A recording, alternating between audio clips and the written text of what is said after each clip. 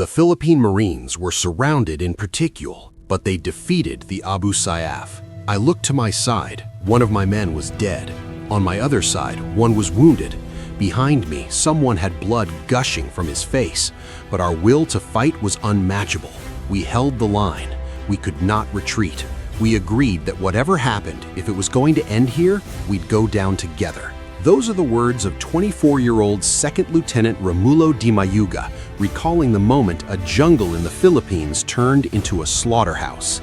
This is the true story of September 4th, 2007. It's the story of 27 elite Philippine Marines who walked into an ambush, found themselves surrounded by 200 extremists, and were forced to fight for their very souls in the unforgiving wilderness of Patikul. Chapter 1. The Serpent's Paradise.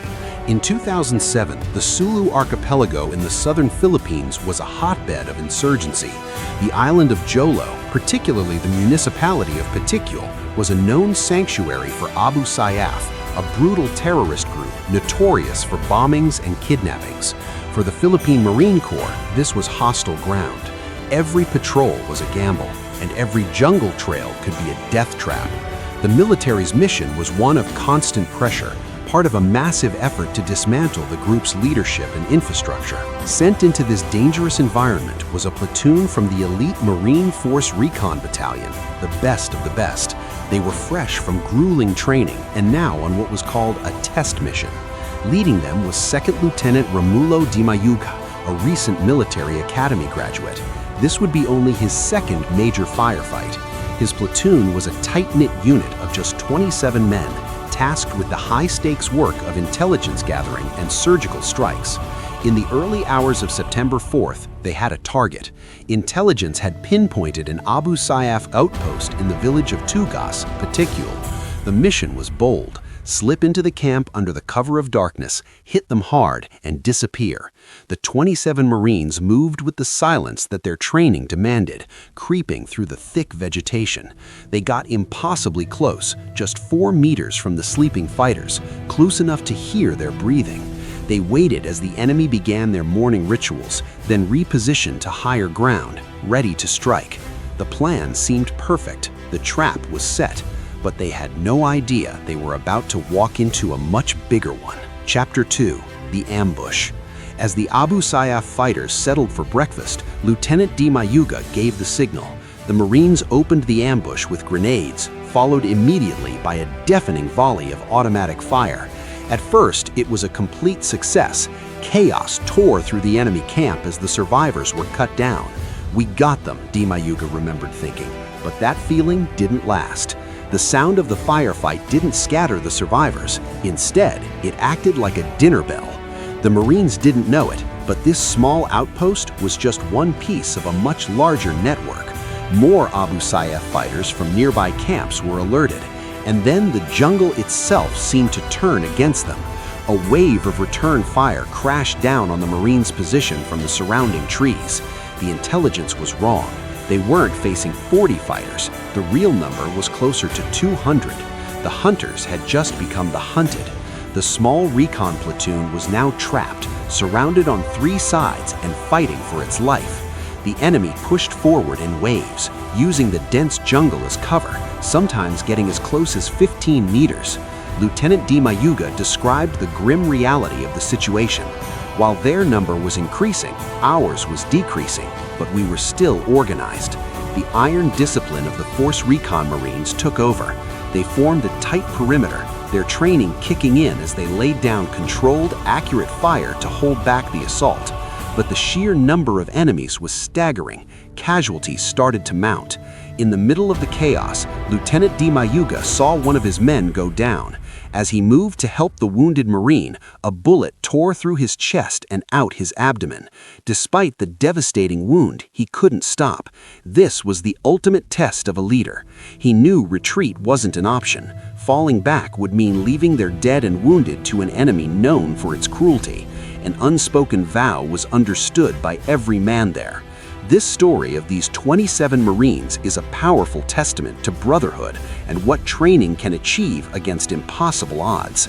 If you believe these real-world courage stories need to be told, take a moment to subscribe and turn on notifications.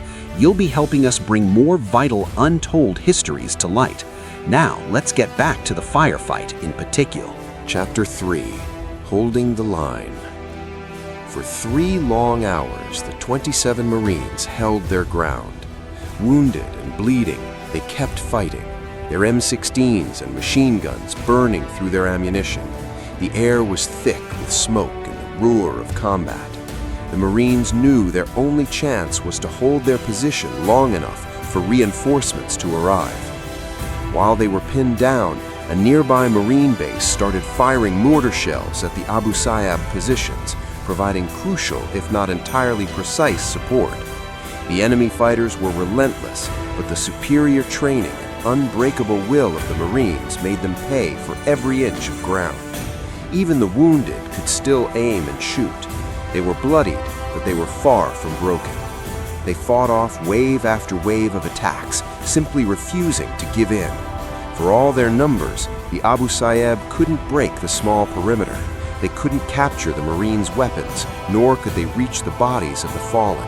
A small but significant victory against an enemy that often desecrated the dead.